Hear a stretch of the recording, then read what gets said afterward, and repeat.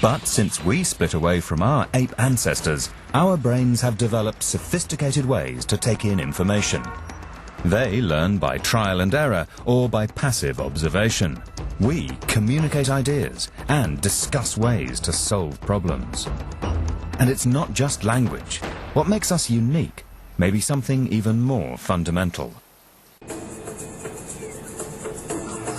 We cooperate. We work together.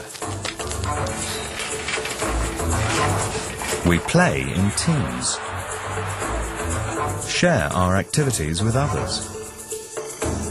From remote villages to big cities, communities pull together to help each other survive. This is perhaps the most extreme example: war. The people of an entire nation strive together towards a common goal. Everyone has a different role, but everything is focused towards this one end. So is it cooperation that separates us from the apes? One scientist has witnessed and filmed an astonishing event that reveals just how far chimp cooperation can go.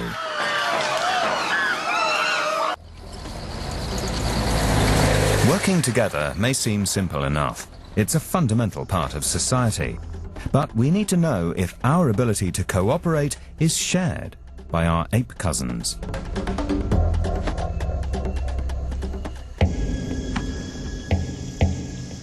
In November 2002, primatologist David Watts set out into the Kibale forest in Uganda on his daily observations of the Ngogo chimpanzees.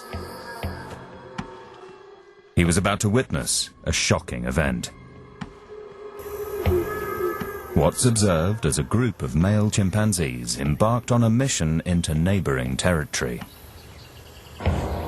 As they left their own territory, these normally noisy animals all fell silent and began to tread stealthily, like a special forces team on the move.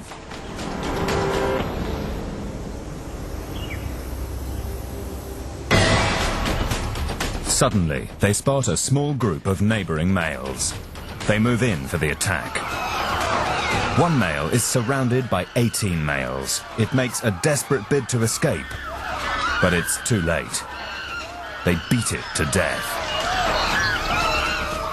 Watts was profoundly shaken. Such behavior has rarely been seen. This poor male was completely overwhelmed and outnumbered, and within about 10 minutes of when we first got there and saw that they had him trapped, he was dead. What David Watts witnessed was a strategic assault by chimpanzees at war with another tribe. They make a decision, they seem to be quite good at this, about what the risks are, how many of them are together, as opposed to how many of the neighbors do they think they are. And if they outnumber them sufficiently, then they attack. They start giving each other subtle cues like some intense grooming or moving in a certain direction. Then something clicks in all their minds and they just start going.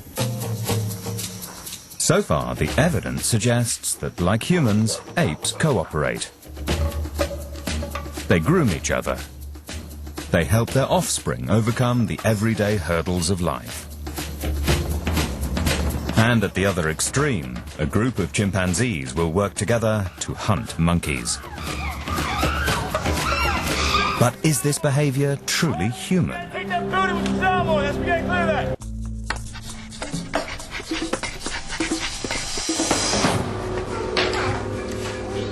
At the Max Planck Institute in Leipzig, Germany, this researcher is finding out how far humans will go to help others. He looks like the clumsiest scientist on the planet, but his butter-fingered experiments have a serious purpose. They reveal that even tiny children cooperate instinctively.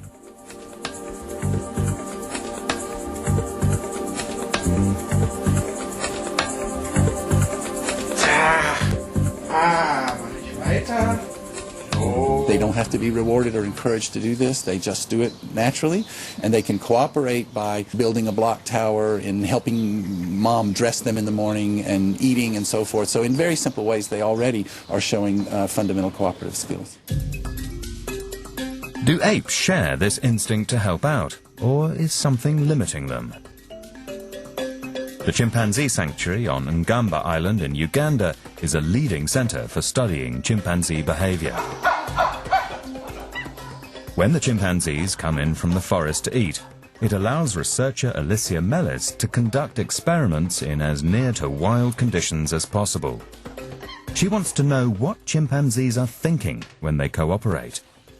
Is it really that they understand what's going on? Is it really that they understand there's something like they have to do together? Is it really that they understand that they need a partner? Mellis tests just how far one chimp will go to assist another.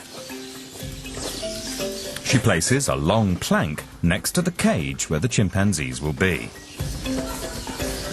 Okay, so I'm going to put some food here in the two dishes on both ends of this platform. That's 5 pieces there, and another 5 pieces here. She then runs a rope from the plank to the cage. When the ends of the rope are close together, like this, one chimp can get the food.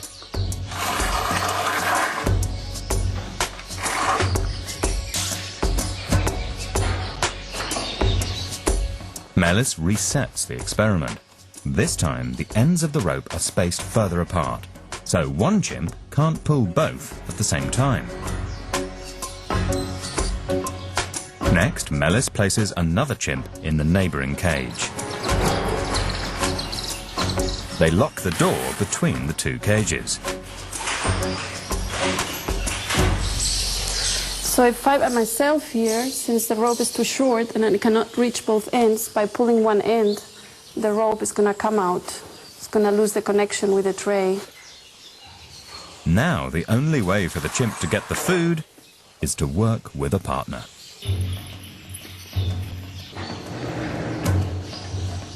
So what will the chimpanzee do? He realizes he can't do it on his own and removes the peg to release the other chimp. They pull the rope together. In this situation, the chimpanzees help each other. But just one small change tips the delicate balance.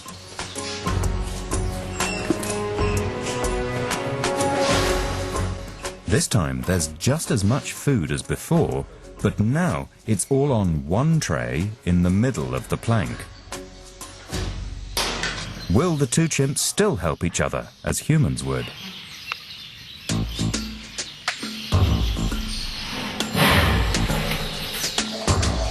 Both hold the rope, and one of them pulls the plank in. But the dominant chimpanzee grabs all the food.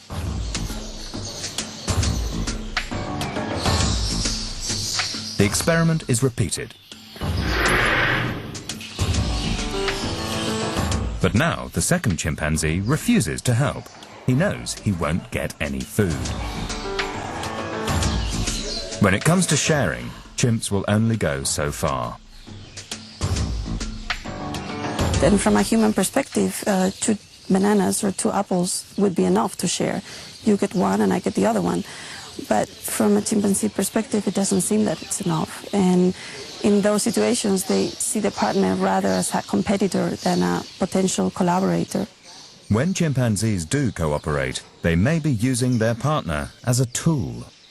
I'm just using this other chimpanzee to obtain my own goal. If that's the case, it is a difference to human cooperation in which we have a shared goal and we have shared intentions.